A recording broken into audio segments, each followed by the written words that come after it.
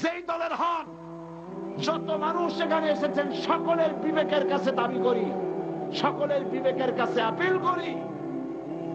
টেলিভিশনে একটা অনুষ্ঠান দেখায় না, জাতির বিবেকের কাছে প্রশ্ন। জাতির বিবেকের কাছে প্রশ্ন করে লাভ নাই, সরকারের বিবেকের কাছে প্রশ্ন করতে চাই। এই সিনেমা বন্ধ করো, সিনেমার নোংরামি বন্ধ করো, নইলে তোমাকে ক্ষমতা থেকে দড়ি বেঁধে টেনে বঙ্গোপসাগরে নিক্ষেপ করা হবে। গোটা জাতির চরিত্র নষ্ট করা হচ্ছে। আপনারা যদি ঘুমায় থাকেন, জাতিকে বলছি যেই দল করেন, আপনি যদি ঘুমায় থাকেন, আপনার ঘরের ভিতরে আপনার সন্তান ধর্ষক হবে, আপনার মেয়ে নষ্ট হবে, ভ্রষ্ট হবে। গোটা জাতি ইউরোপ আমেরিকার চাইতে নোংরামি, নষ্টামি, ভ্রষ্টতার ভিতরে ডুবে যাবে গোটা দেশ। এখনো সময় এসেছে, রুখে দাঁড়াও, রুখে দাঁড়াও। ঈমান বাঁচাবার লক্ষ্যে, দেশ বাঁচাবার লক্ষ্যে। ও আমার জাতি, ফিরে এসো, ঈমানের বলে বলিয়ান হও। ইন্না কায়দা শায়তানি কানা দাঈফা, শয়তানের চক্রান্ত আসলেই দুর্বল। বাড়িওয়ালার শক্তি বেশি না চোরের শক্তি বেশি? আপনারা বাড়িওয়ালা। অন্যায় কাজের প্রতিরোধ, ভালো কাজের আদেশ, এই কাজটা রাসূলুল্লাহ করেছিলেন। আপনারা দেখেন, আমাদের দেশে মসজিদেও লোক ভরা, সিনেমা হলে কি মানুষের খুব দুঃখ নাকি? বরং সামনে লেখা থাকে হাউসফুল,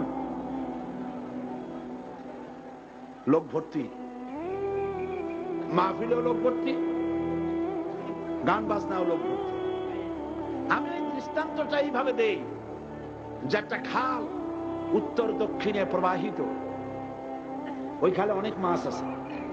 মাছ ধরার জন্য এলাকাবাসীরা খালের মধ্যে নেমে গেল। তারপরে উত্তর দিকের পানি বালতি ভরিয়া দক্ষিণ দিকে ফালাইতে লাগলো বহু মানুষ। এইভাবে পানি ফালাইতে ফালাইতে সন্ধ্যা হয়ে গেছে।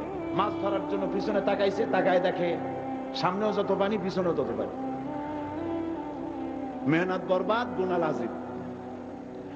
এখন এই অবস্থা হলো কেন বলেন তো? বুদ্ধি করে। সুবহানাল্লাহ, সকলেই সচেতন, বুঝে ফেলাইছে। বান না দিয়া সমানে পানি ফেলাইছে। আজকে যদি একটা আদর্শিক বাঁধ আমাদের থাকতো, তাহলে মসজিদ ভরা আর সিনেমা ভরা, এইটা হইতো। আদর্শিক বাঁধ হলো ইসলামের রাষ্ট্র। ইসলামের রাষ্ট্র যদি হতো, তাহলে সিনেমার ছেলেরা, সিনেমা যারা দেখে, ওরা ভালো হয়ে হয়ে মসজিদে ঢুকতো। আর মসজিদের মানুষ কোন রকম সিনেমায় যেত না। যত খারাপ ভালো হতো, যত খারাপ তত ভালো হতো। হতে হতে উত্তর দিকে তাকায় দেখা যেত খারাপ একটাও নাই, সব ভালো হয়ে গেছে। রাসূলুল্লাহ এটাই করেছেন, আল্লাহর নবীরা এটাই করেছিলেন। এবং এই পদ্ধতি দিয়ে ওই আমরুহুম বিল মারুফ ওয়া ইয়ানহাহুম আনিল মুনকার, ভালো কাজের আদেশ করতেন, অন্যায় কাজ থেকে দুই হাতে ফিরে, হাত দিয়ে বাধা দিতেন। ফিরতে হবে।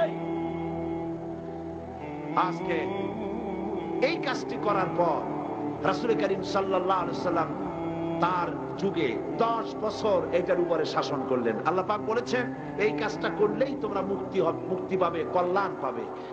এই কি কাজ? ভালো কাজের আদেশ, অন্যায় কাজের নিষেধ। এই কাজটা করলেই তোমরা কি পাবে? কল্যাণ পাবে। তোমাদের রাষ্ট্র কল্যাণ রাষ্ট্রে পরিণত হয়ে যাবে। ওয়াদা কা